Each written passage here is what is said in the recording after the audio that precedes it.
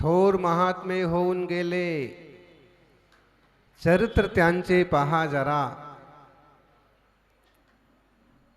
थोर महात्मे होऊन गेले, चरित्र त्यांचे पहा जरा. त्यांचे समान आपण व्हावे, हेच सापडे बोध खरा. थोर महात्मे होऊन गेले, 24 तीर्थंकर भगवान झाले आणि मोक्ष सुद्धा गेले. आज मुनी सुब्रत भगवंतांचे जन्म कल्याणक महोत्सव आहे. माझी मराठी तुमच्या लक्षात येते का? नाही? येऊ द्या. आचार्य आदिसागर महाराज अंकलीकर हे पण थोर म्हणजे मोठे बड़े महान महात्मा थे. महावीर कीर्ति जी, विमल सागर जी, तेज भूषण जी, विद्यानंद जी, विद्यासागर जी दक्षिण भारत के वो बीज हैं जिन्होंने उत्तर भारत तक जैन धर्म की ध्वजा पताका को फहराया. और बिरलों में बिरले महापुरुष सन्मति सागर जी तपस्वी सम्राट कि बाकी तपस्वी तो दक्षिण से आके उत्तर में चमके, वो उन्होंने उत्तर से जाकर के दक्षिण को चमकाया.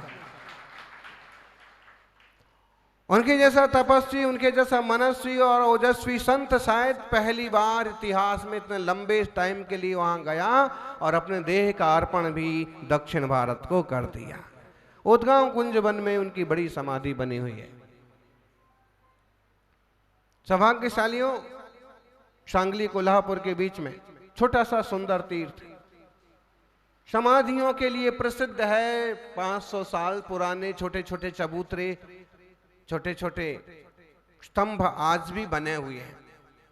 नारियल का बहुत बड़ा बाग. आप वहां जाएंगे तो आपको यहां ऐसे सूखे गोले नहीं मिलेंगे. बहुत लोग भोले मिलेंगे लेकिन गोले हरे नारियल मिलेंगे. क्यों? और उद्गांव कुंज वन गुरुवर की लगातार 2 चातुर्मास हुई.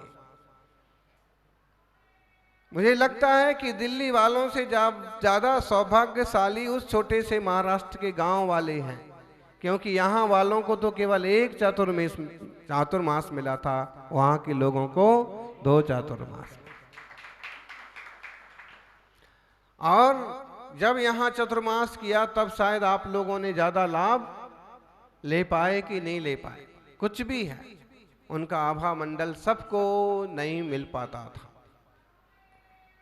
सौभाग्यशालियों, खुशियां जिंदगी जैसी है कि खुशियां कम और अरमान बहुत हैं. खुशियां कम और अरमान बहुत हैं. जिसे भी देखो परेशान बहुत है. खुशियां कम, अरमान बहुत है. जैसे भी देखो परेशान बहुत है. करीब से देखा तो निकला रेत का घर, पास से देखा तो निकला रेत का घर, मगर दूर से इसकी शान बहुत है. मगर दूर से रेत के घरों की शान देखिए, आज आलकर थर्माकोल के बना देते हैं, मगर दूर से इसकी शान बहुत है. कहते हैं सच का कोई मुकाबला नहीं. कहते हैं सच का कोई मुकाबला नहीं, मगर आज झूठ की पहचान बहुत है. मगर आज झूठ की पहचान बहुत है. मुश्किल से मिलता है शहर में आदमी.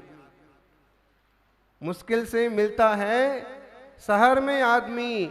यूं तो कहने को इंसान बहुत है. जो रोज रोज पड़गाहन करते हैं वो प्रधान हो और कि चाहे सबसे छोटे श्रावक हों, वो पहचान में आ जाते हैं. बाकी आप अगर ये चाहें कि पहचाना, भाई तुम्हें पहचानने के लिए नहीं निकला, मैं तो जिन्हें बचपन से पहचानता था उनको ही छोड़ आया। तो गुरुवर ने पूछ लिया कि क्यों 2-3 दिन से कहाँ गायब थे? तो बहुत तकलीफ है, बहुत ज़्यादा तकलीफ है और पथरी का दर्द बहुत ज़्यादा है।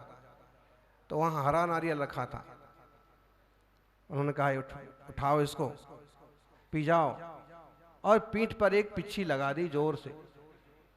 तो एक खुद बताते, बोले उसी समय मुझे इतने जोर के लघु शंका आई कि मैं सीधा लघु शंका के लिए चला गया, और जो काम डॉक्टरों से नहीं हो रहा था वो एक लघु शंका में हो गया। एक पिच्छी लगने से हो गया, एक आशीर्वाद से हो गया, और पथरी का प्रॉब्लम हमेशा के लिए पथरी निकल गई, प्रॉब्लम खत्म हो गया। जो ऊर्जा होती, जो आभा मंडल होता है, बहुत गजब का होता है। तपस्वी का ओरा जो होता है, वो बैठे हैं जिनसेन भट्टारक जी के पिताश्री।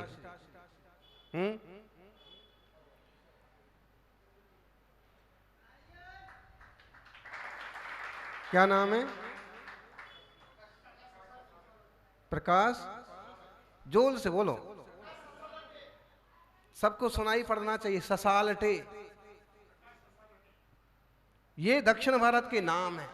ये पाटिल हैं, वो चौगले हैं। चौगले का मतलब उनका अकेले का गला 4 लोगों के गले के बराबर है।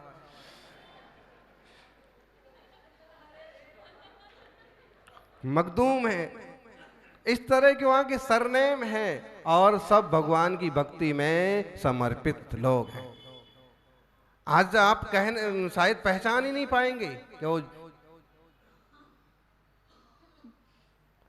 तो इनके सुपुत्र बहुत छोटी सी वय में तपस्वी सम्राट का सानिध्य पाया, और तब उन्होंने आशीर्वाद दिया कि जिंदगी में तुम बहुत अच्छा काम करोगे, बहुत बड़े बनोगे। और आज केवल 25 वर्ष की वय में वो नांदनी के मठ पर 700 गांवों का नेतृत्व करने वाले भट्टारक जी बन के विराजित है। गुरुओं का शिक्षा हमसे लिया है वो गुरु। हाँ, ये जब आएंगे तो खुद बताएंगे जिनसेन जी, तो अच्छा लगता है कि गुरु महाराज ने कहा कि आप तुम्हें शिक्षा लेना है तो गुरुओं का आभा मंडल बहुत महत्वपूर्ण होता है। सौभाग्यशाली हैं दिल्ली वाले ना। विशाल संघ चलते फिरते यहाँ आया, और यहाँ के मंदिरों के दर्शन भी हो रहे। आज गली नंबर 12 के मंदिर के दर्शन को गए, बड़ा अच्छा लगा। फिर कुछ लोग बात करने लगे कि इसका थोड़ा विस्तार होना है। तभी किसी ने सजेशन दिया कि इसमें और बढ़ा करके और वेदियां बनाना चाहिए। तो एक श्रावक जो थोड़े से वरिष्ठ थे वो कहने लगे नहीं नहीं, इसका सुधार और विस्तार थोड़ा तो हो सकता है, लेकिन और वेदियां नहीं बनाना। और जैसा 2 नंबर गली वाला मंदिर है वैसा मंदिर बनाना तो बहुत कठिन है। क्यों बोले? तो बोले कि यहां से लोग निकलते जा रहे, मुझे समझ में नहीं आता लोग क्यों निकलते जा रहे। फिर वही बोले कि आजकल लोग ड्रेस और एड्रेस देखते हैं तब जाके शादी होती है। पहले बड़ौद वगैरह से कहीं से यहाँ आते थे तो बोले यहाँ आते थे और शादी विवाह हो जाते थे। अब जो यहाँ रह रहे हैं उनके नहीं होते हैं, वो कहीं भाड़े पर भी चले जाएं दूसरी जगह पॉस कॉलोनी में तो हो जाते हैं, तो छोड़ के जा रहे हैं। ड्रेस और एड्रेस देखते हैं ज्ञानी, केवल ड्रेस और एड्रेस देखेंगे, केवल ड्रेस और एड्रेस पर जाएंगे तो जिंदगी भर पछताएंगे। क्योंकि ड्रेस तो बैंड बाजे वालों की भी बहुत अच्छी होती है। अंग्रेजों के गवर्नर्स की जो ड्रेस हुआ करती थी ना, वो आजकल हमारे देश के बैंड पार्टी वालों की ड्रेस होती है। बताइए, ब्रिटिश गवर्नर्स की इससे ज्यादा बेइज्जती और क्या होगी?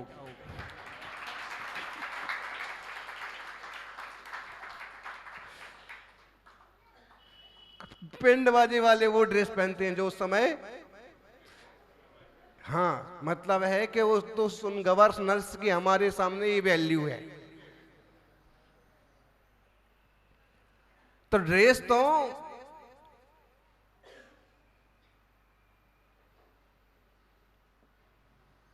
और एड्रेस पर ही मत जाइए।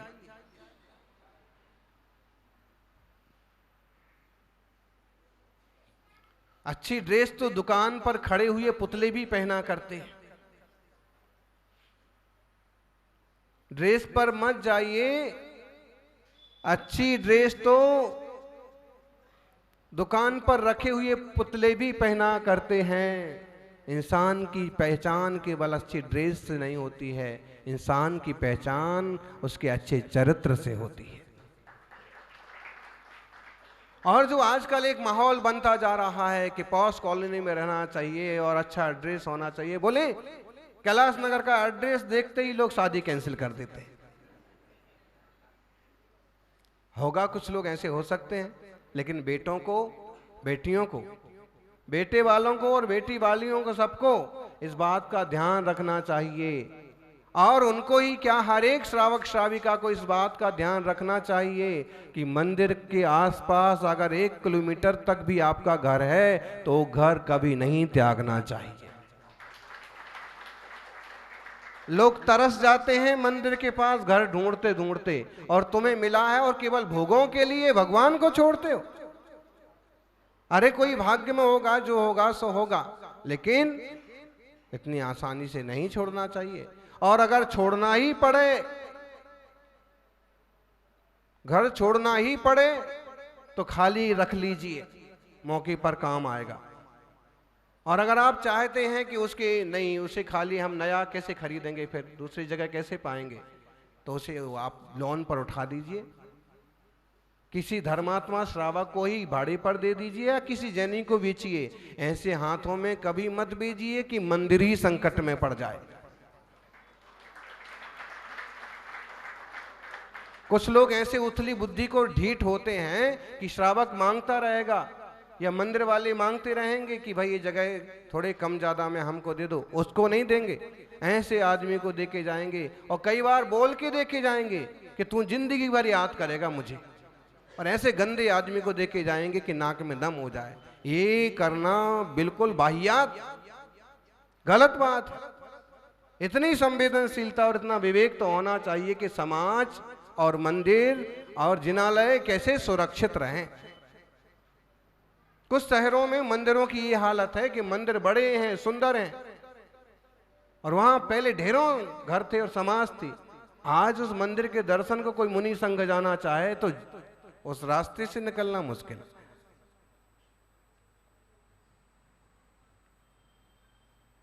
सब टोपी वाले पहुंच गए। तो थोड़ी समझदारी से काम करना चाहिए।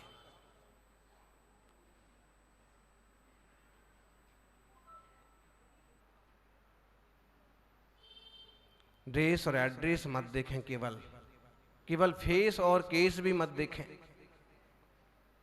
क्योंकि आजकल फेस देख करके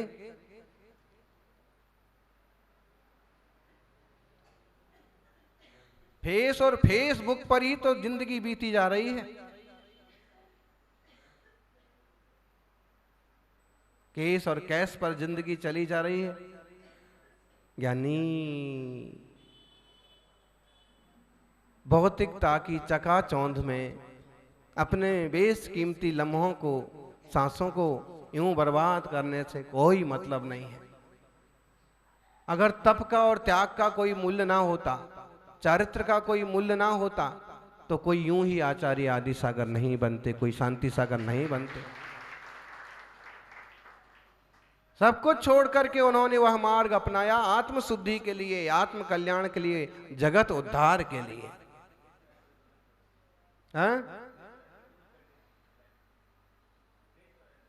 ड्रेस और एड्रेस को लोग बहुत लाइक करते हैं ना, उन्होंने ड्रेस भी छोड़ दी और एड्रेस भी छोड़ दिया। ड्रेस और एड्रेस छोड़ करके भगवान के वेश को धारण कर लिया और खुद तपस्या करके भगवत स्वरूप को प्राप्त हो गए।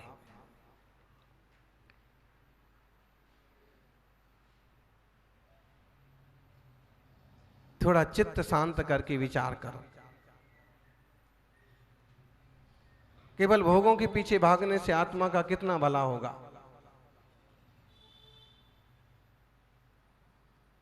अंधे हो गए हैं लोग, तो उन्हें बस रुपया चाहिए, पैसा चाहिए, किसी भी रास्ते से रुपया पैसा आना चाहिए। बोले कि रुपया है, पैसा है, धन है तो सब कुछ है, और धन नहीं है तो कुछ नहीं है, ऐसी धारणा बन गई।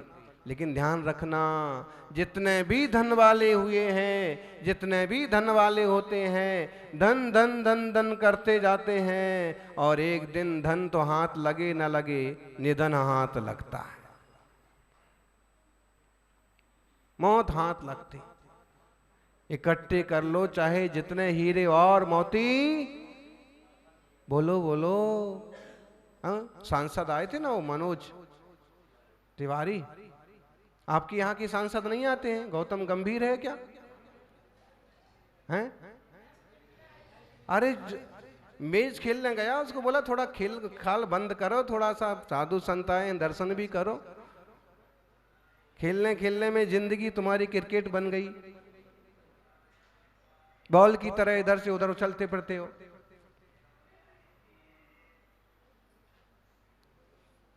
कभी सांसदों को, विधायकों को दर्शन भी कराया करो, थोड़ी बुद्धि बदलती है। तो जो मनोज है ना, अभी होनहार है, आगे काफी तरक्की भी करेगा। और उसने ये लाइन भी कही थी ना कि चाहे इकट्ठे कर लो जितने हीरे और मोती, पर ध्यान रखो कफन में जेब नहीं होती।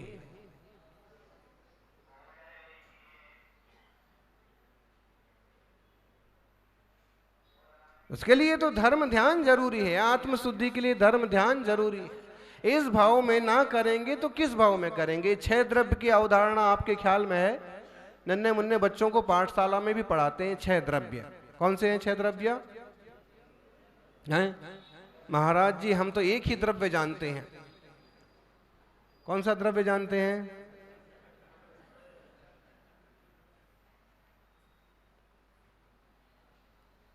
वो आपने सुना होगा, मुनि संघ आया, सूचना लिख दी गई बोर्ड पर, कल से महाराज जी द्रव्य संग्रह सिखाएंगे। कल से महाराज जी द्रव्य संग्रह सिखाएंगे। और देखा कि प्रवचन के पहले ही हाउस फुल हो गया। और जैसे ही महाराज जी ने मंगलाचरण का चालू किया, और जैसे ही अध्यात्म की बात चालू की, तो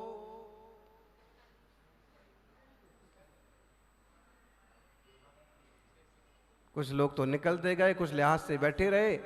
और दूसरे दिन देखा तो उसी टाइम पर 4 आदमी भी उपस्थित। महाराज जी ने कहा, कल तो इतना उत्साह था।